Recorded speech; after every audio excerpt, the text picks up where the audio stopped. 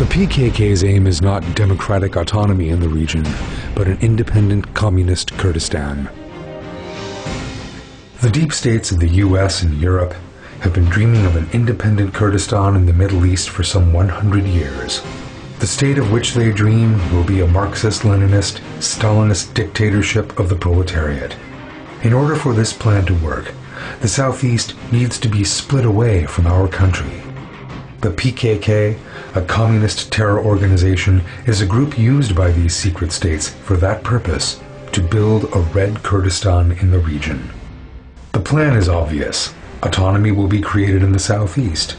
That autonomous structure will split away from Turkey and turn into an independent communist state, including northern Iraq and northern Syria as well. That red state will swiftly be armed by all the countries of the world and become a communist dictatorship with a massive military capacity.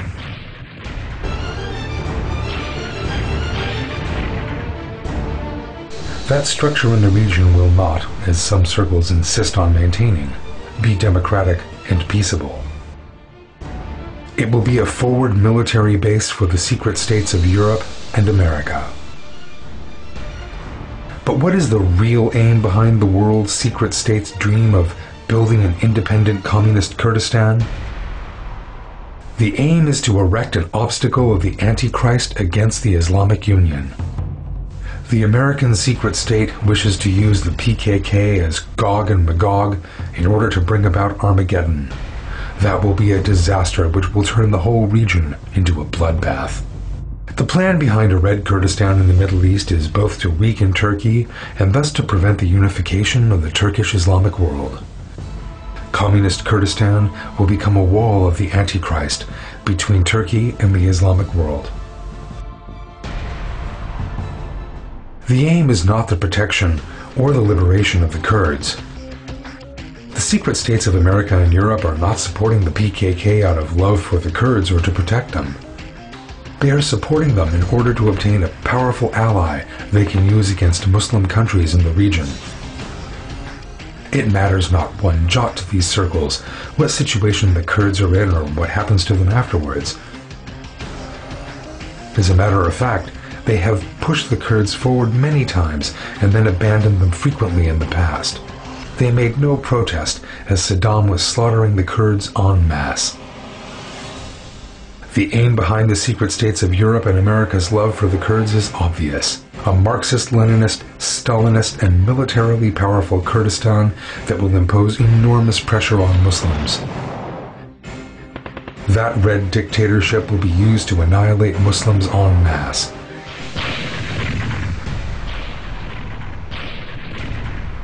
It is for that reason that it is absolutely essential to declare a national cultural mobilization against the PKK in order to prevent the Middle East from drowning in a red sea of blood. People need to know that the PKK does not represent our Kurdish brothers. The Kurds are religious, polite, and virtuous people. The PKK is an irreligious, godless terror organization that rejects the concepts of moral virtue and family. It is impossible for the immaculate and devout Kurdish people to line up behind the PKK. It is unacceptable for the needs and the rights of the people living in the region to be left to the mercy of such a despotic and aggressive organization as the PKK on the pretext of strengthening local administrations. The PKK is a Marxist-Leninist, Stalinist organization, one that, as its ideology requires, allows nothing that deviates from its own ideas.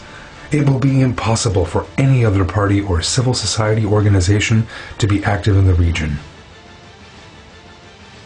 The PKK will never allow those who think differently from it the right to exist, even those who seek to earn their favor, but will ruthlessly crush them all.